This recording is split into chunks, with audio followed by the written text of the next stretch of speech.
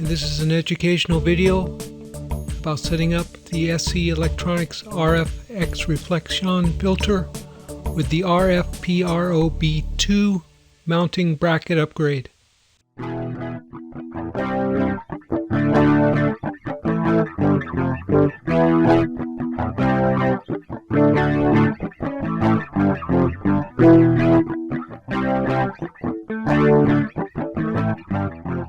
Hey, that's me, David Robert Shelby, attorney at law, and this is an educational video about setting up the SE Electronics RF-X Reflexion Filter with the RFPROB2 Mounting Bracket Upgrade. The arrow to the left is pointing to the microphone stand. You'll need a microphone stand. The arrow in the middle is pointing towards the new probe bracket, and the arrow to the right is pointing to the SE Flexon. You'll need some modification. You'll need to save where the rod is. The rod's going to be used for the pop filter. You'll need a bolt. I cannot tell you the size of this bolt. When you get the rod out, you can go take it to the store and get a bolt that matches the size of the rod. I'm sorry, I'm not a technician or engineer enough to know the size of bolts. When you're there, pick up an extra nut. You'll need the nut to hold the rod into place, and I'll show you a little bit later. Now, what I'm pointing out here is the shield does not have a mounting screw because the one that I have is an older style shield. There's the probe bracket mounted on top of the microphone stand. My cat Honey is inspecting to say, hey, look at all the junk and clutter that's on this set. And there's the bolt I was talking about. You're going to remove the rod out and put the bolt in its place in order to hold the shield in place. A little bit more closer up of a picture if it helps. Honey's back again. More clutter. Get rid of this clutter.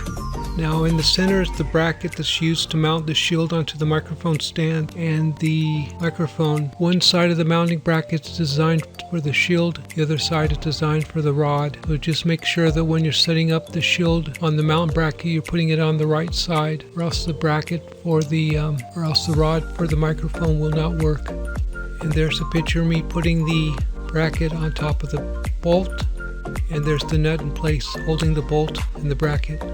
There's the microphone rod in place. Now what I've done is I've taken the rod that's used to hold the shield in place. Like I said, there is no mounting on the bottom of the shield for the rod to screw into. And I'm going to use this to hold my pop filter. There's the microphone mounted, and there's the pop filter mounted, and there's the shield mounted. Now one of the things I noticed on the Shure SM7B microphone is that the XLR input is facing frontwards. The reason for this is it's designed to be used with a boom arm. So what you're going to have to do, and what I had to do, is I had to reverse the mounting in order so the XLR cable will fit to the back of the microphone. Two things are going on in this picture. First thing is I removed the pop filter off the microphone. It gives it a more cleaner sound. The other thing I did was I put the microphone on the table. I found it easier to reverse the bracket when it was sitting on the table. And now the XLR input is to the back, which is easier for the cable to plug into.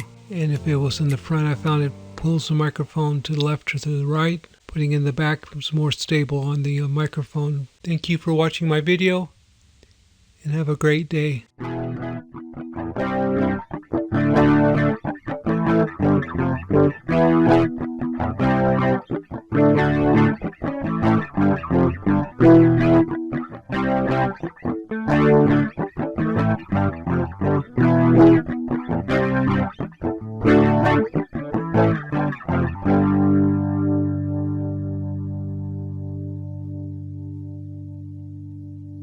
The end.